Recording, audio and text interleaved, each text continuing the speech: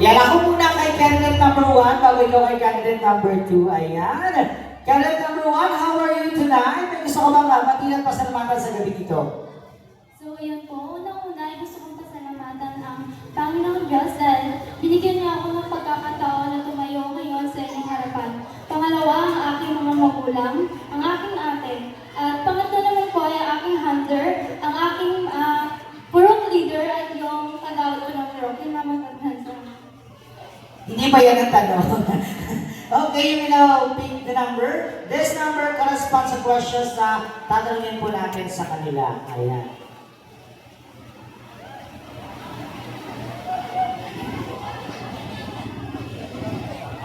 You pick question number 2. This is the question. Papaano mo maipagmamalaki ang Barangay Villa Libertad sa mga taong unang beses na bibisita rito? Ulitin ko. Papaano mo maipagmamalaki ang Barangay Villa Libertad sa mga taong unang beses na bibisita rito? Maraming salamat po sa inyong napakagandang katanungan. May pagmamalaki ko po ang Villa Libertad bilang isang sa ating mga tourist spots. Kagaya po ng Bio Beach, Dalimatan Beach at naging ang ating airport, Via Airport na siyang naging pintuan ng mga turismo at turista. May pagmamalaki ko rin po ang Villa Libertad sa mga taong hospitality at malalaskalo. Yan lamang po at maraming salamat. Thank you very much, candidate number 1. We'll now proceed to candidate number 2.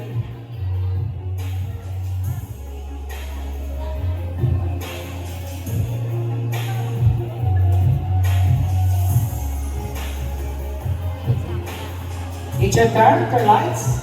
Alright, candidate number 2. Pakita natin yung number. How are you tonight? May gusto ko bang batiin ngayong gabi? Hi po sa mama ko, papa ko, sa family ko po, sa boyfriend ko po. Sana all. Bakit na tayo all? Okay, tayo dyan. Kuha ka na lang yung question.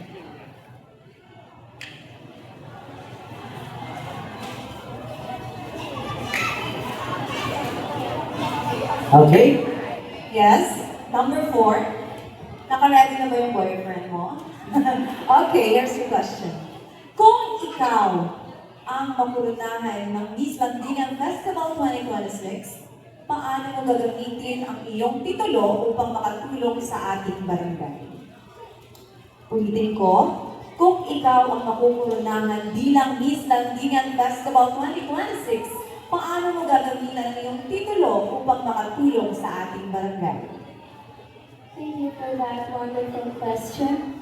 If I were given the chance to win this title tonight, I will take this title not just as honor, but also as a responsibility. And I want to take this chance to promote the program that focuses on environmental care, youth empowerment, and also sustainable livelihood for every family that lives here at the barangay Villa Libertad. That's all. Thank you.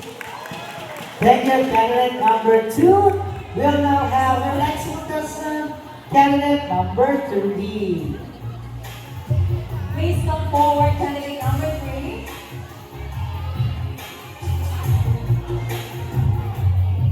Ayan, at para sa iyo na ngayong araw. How are you, candidate number 3? Baka may gusto ko rin pasalamatan sa gabi nito. Thank you po sa lahat na sumusuporta sa akin, lalo na po kay Andy, yung under namin sa makeup artist ko po, si 9A. And alam ko po na sumusuporta sa akin sa mga ngayon sa bahay. Yun lang po. Salamat. Okay, salamat number 3. Now, get your question from the back.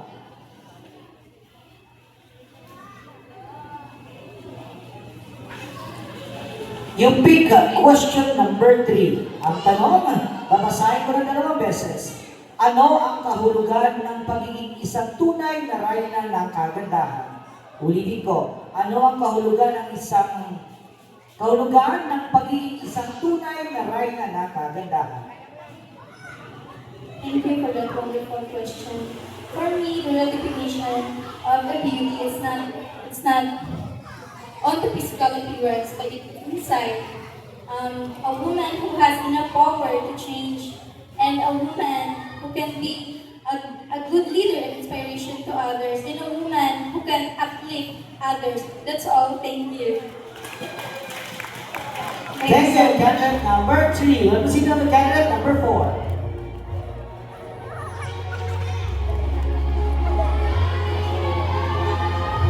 Hi, beautiful candidate number 4. Do you have a boyfriend? I don't have boyfriend. Okay. Okay, you will now take your question.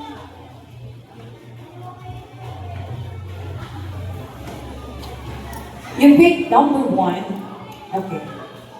Ano ang naging inspirasyon mo upang sumali sa Miss Langgingay Festival 2026? Again, ano ang naging inspirasyon mo upang sumali sa Miss Langgingay Festival 2026? Ang naging inspirasyon ko sa pagsali ng Miss Langgingay Festival 2026 ay upang maging inspirasyon ng mga tao at ng mga kabataan at maging magandang ehemplo sa mga kabataan at gagamitin ko ang boses ko sa lahat ng tao dahil alam ko, kaya ko, at may pagpamalaki ko ang barangay ko. Thank you so much. And now, Let's proceed to candidate number 5. We're almost half of the girls for the question and answer for tonight. Okay, how are you, number 5? May mga gusto ko bang pasalamatan sa gabi ito? Tonight po, I want to thank all my supporters, especially my family. Dahil sila po talaga yung nag-inspire sa akin na tumungtong sa stage na to kahit na I have stage fright po. Okay, sabi ng isa laban. You will now get the number for your question.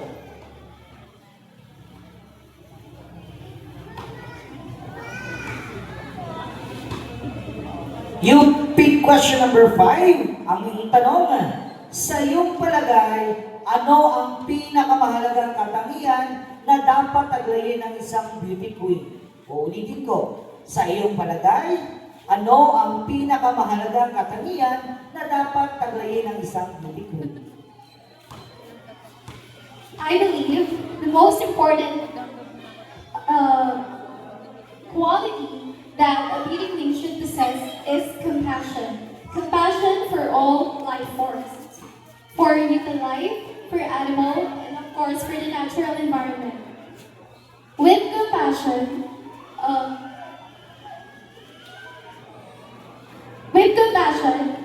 a person can give basic human decency for fellow humans. And with compassion, we can make an embracing world where negativity would never be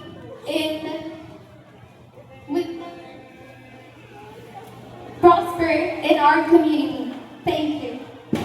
thank you so much, candidate number 5. Talagang nilaban na, no? Yes. And now, please proceed, candidate number 6. Candidate number 6. It's your time to ask a question.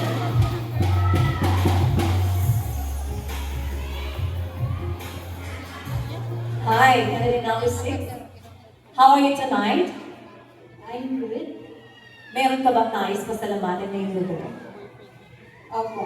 Pinapasalamatan ko po una-una sa lahat ang ating Panginoon. Siyempre po, binigyan niyo po kami ng pagkakataon na maging kabilang sa First Langgingay Festival. Nagpapasalamat din po ako sa aking mga supportive parents. And of course, sa aking family.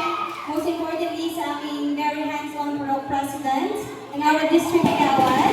And of course, our very hands-on hunter, makeup artist, and our hairstylist. That would go. And of course, my boyfriend, right there.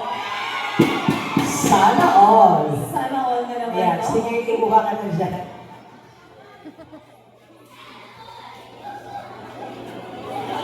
And you pick question number 6. Okay, Carmela. Bilang kabataan, paano ka magiging mabuting halimbawa sa iyong kapwa? Again, bilang kabataan, paano ka magiging mabuting halimbawa sa iyong kapwa? Thank you so much for your questions. For me, I can become a good role model by leading through my actions. I will show respect, practice honesty, care for our environment, and actively participate in community programs because I believe that a little act of kindness and responsibility will inspire others to do the same, and of course, it will inspire others for a positive change. That will be all. Thank you. Next is candidate number 7. We're almost down to the last two contestants. Mukhang nahihirapan yung ating mga judges. Yes, okay. How are you, contestant number 7? May gusto bang pagkilang masalamatan sa gabi ito? I'm doing good. And yes, first and foremost, I would like to say thank you to God for allowing us to be one of the candidates here for the first Landihan Festival 2026. Would like also to share my appreciation to my family, friends, Kagawa, Bernie, our President and Vice President, especially our handlers, makeup artists, stylists, and hairdresser. Thank you, number 7. You may now pick your question from the bottom. What number is that? Ay, apat na lang ang naiiwan.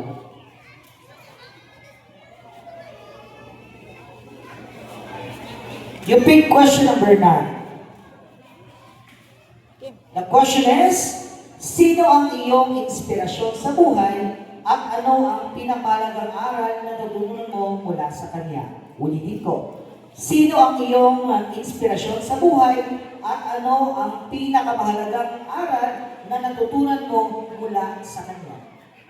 Thank you very much, Esti Vidal, for the wonderful question. And yes, my greatest inspiration in life is especially my parents, my family. And they taught me how to become disciplined, independent, and Go princess! Go princess! Go princess! and be an inspiration to my family. And as a working student, I've seen my parents who work hard every day, which inspire me to become more independent. Go princess! Go! And the greatest lesson that my parents or my family taught me is that success is not all about achieving your goals, careers, professions in life. They taught me to become humble and appreciate and help others along the way. That is why they are the inspiration of my life. Thank you so much, and good evening, Julia. Thank you so much, candidate number 7. Number 7. And now, Last but not least, candidate number 8.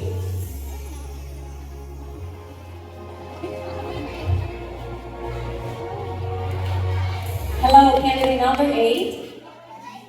Are you ready? Alright. You know,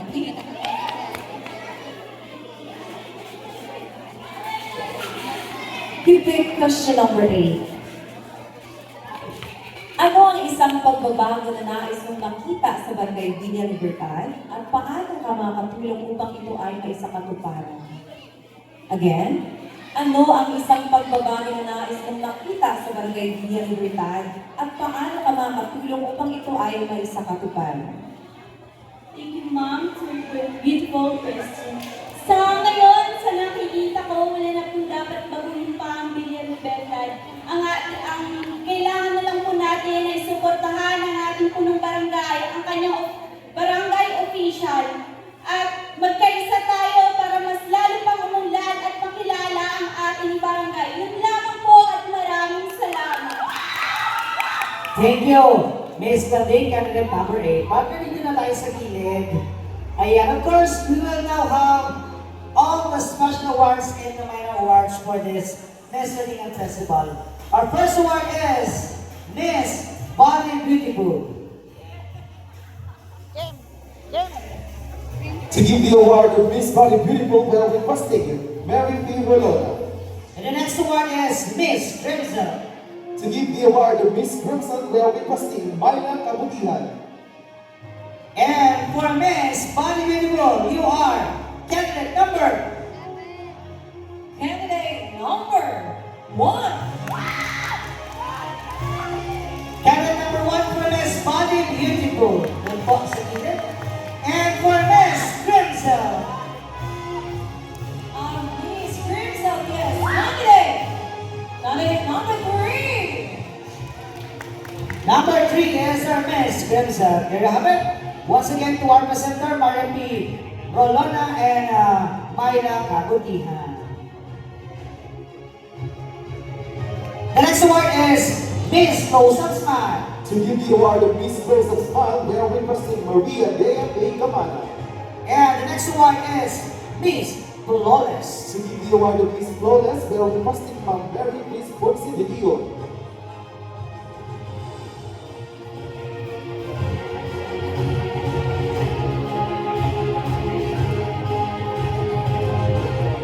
You know, for Miss Close Up Smile is candidate number. Our Miss Close-Up Smile is candidate number 4. And our Miss Flawless is candidate number. Candidate, again, candidate number 4. And our Miss Close Up Smile and Miss Flawless is good to candidate, goes to candidate number 4. Presenter, please. And the next award is Miss Congeniality. To give the award of Miss Congeniality, we are requesting Mary Antoinette Felipe. And the next award is Miss Social Media. To give the award of Miss Social Media, we are requesting Marjorie Imano. Once again for the Social Media Award, maraming salamat po sa mga nag-like ay mga nag-heart sa ating post po sa Baguio Events Management Service. Ulitin po namin ang rules po natin. Hindi po namin tinatanggap ang automated heart. Kailangan po original lang po na reactions ang tatanggapin natin for social media. Next is our Miss Congeniality goes to candidate number. Candidate number 5. And for the Miss Social Media Award is candidate number. Please come forward. Candidate number 7. Once again for Miss Congeniality is candidate number 5 to be awarded by Mary Antoinette Felipe, and the social media is number 7 by Madam Marjorie Quijano. Next is the Miss Selka. To give the award of Miss Selka, we are requesting Miss Annabel Pinesa. And the next award is the Miss Imon. To give the award of Miss Avon, we are requesting Mary Divine Grace Kabutihan.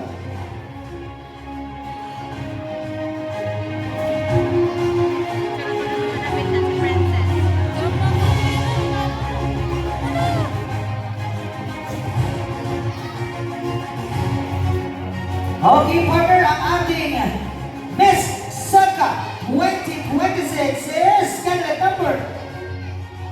Candidate number 2.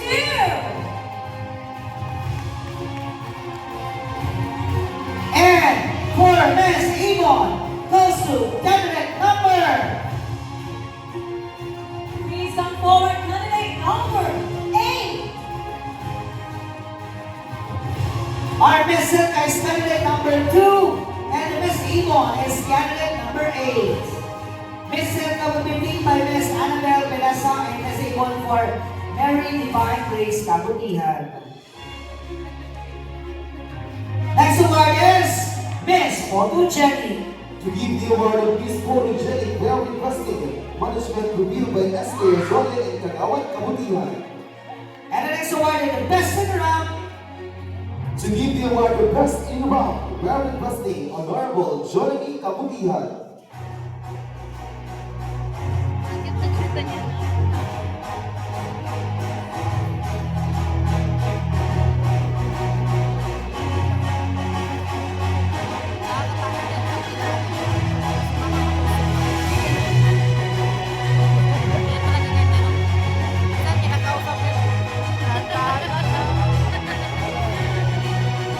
By the way, partner, the best photogenic was chosen by Jacob Photography. Ayan, siya po ang ating official photographer.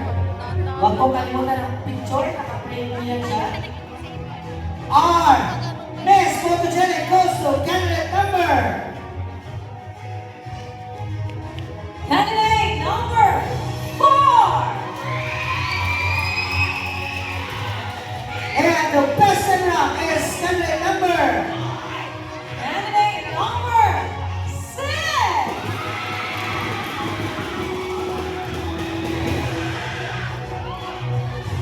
Anong ano niya?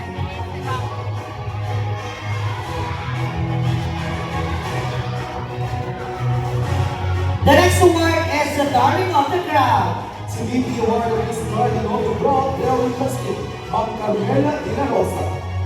And the next award is Miss Facultymen's Management Services. To give the award of Faculty Events Management Services, they are requesting Mr. Benji.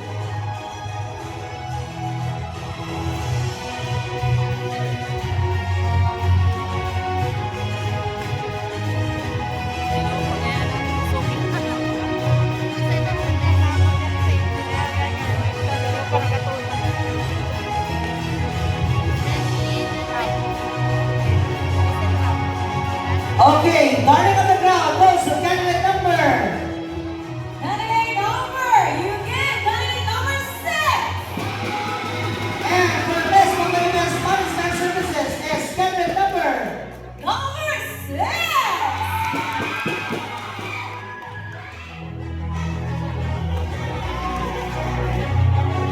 Next award is Miss Alito Baby Resort. To give the award of Miss El Nido Baby Resort, we are requesting Honorable Jonathan Kabutihan.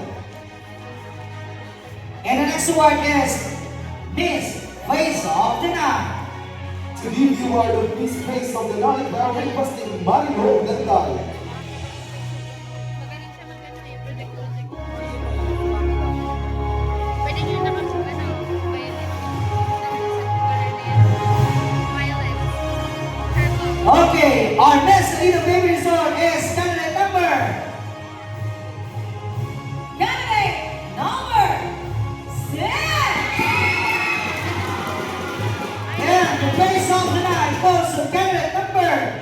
Face of the night goes to candidate number 4! Ganda naman din, ganda.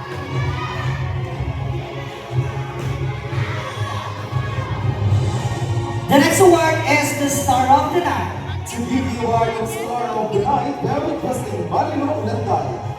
And the next award is Miss Dalimatan Beach. To give the award of Miss Kalimantan Beach, we are requesting DJ Mills. For the Star of the Night goes to candidate number.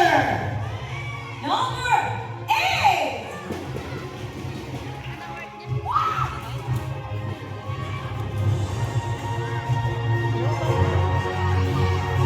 And our Miss Dalimatan Beach goes to candidate number. Candidate number 1! Your American Star of the Night is number 8 and Dalimatan Beach goes to candidate number 1. We request the presenter, please.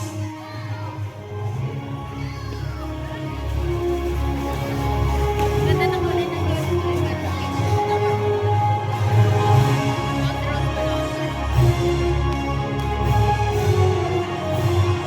Miss Dalimatan is number 1 and the Star of the Night is number 8. Presenter, please, for number 8.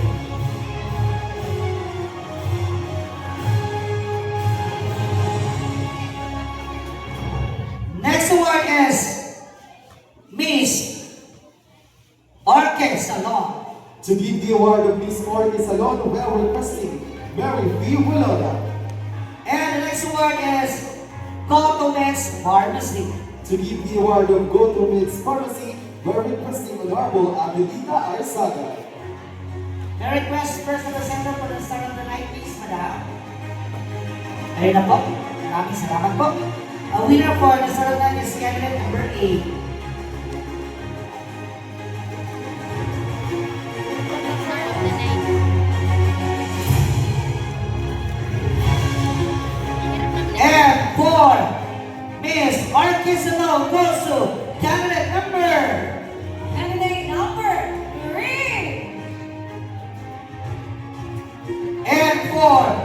Miss, go to Miss Pharmacy goes to candidate number. Candidate number 4. Once again, number 3 is Irvin Zalona by Marian K. Rolona and go to Miss Pharmacy Kagawan. Adelita Arsaga goes to candidate number 4. Siya meron na pala.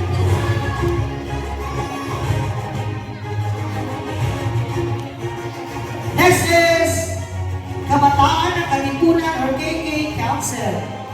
To give the award of Miss Kabataan ng Kalipunan or KK Council.